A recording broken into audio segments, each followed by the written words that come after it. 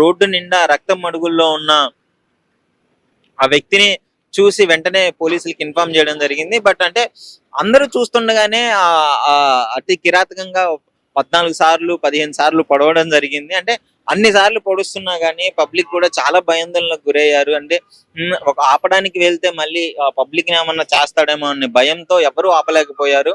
So ఇక్కడ వచ్చిన వాళ్ళనైతే నేను క్లియర్ గా అడిగాను. సో అంటే ఎవరు ఆపుతారు, కోపంగా కసిగా పొడుస్తున్నాడు కాబట్టి ఆపే ప్రయత్నంలో మమ్మల్ని ఏమన్నా చేస్తాడో అని భయపడి ఎవరు అయితే ఆపే ప్రయత్నం అయితే చేయలేదు. వెంటనే పోలీస్ వాళ్ళకి ఇన్ఫార్మ్ చేయడం వల్ల పోలీసు వాళ్ళు వచ్చే లోపే ఆయన చనిపోవడం జరిగింది. అంటే రక్తపు మడుగులో బ్లడ్ అంతా పోయి అతి కిరాతకంగా 14 కత్తిపోట్లు అంటే అంటే చాలా డేంజర్ అది. సో అంతగానం చంపిన కాబట్టి పోస్ట్ మార్టం కి అయితే తీసుకెళ్లాడు.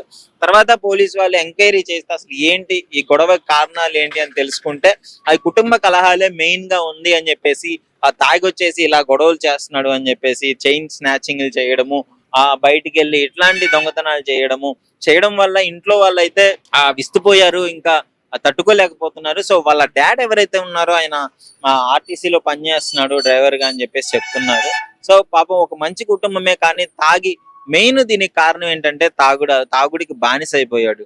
తాగుడికి బానిస అయ్యి ఇష్టం వచ్చినట్టు ఇంట్లో వాళ్ళని కొట్టడం వల్ల, సో అంటే తాగి ఏం చేస్తున్నాడో అతనికే తెలియలేదు.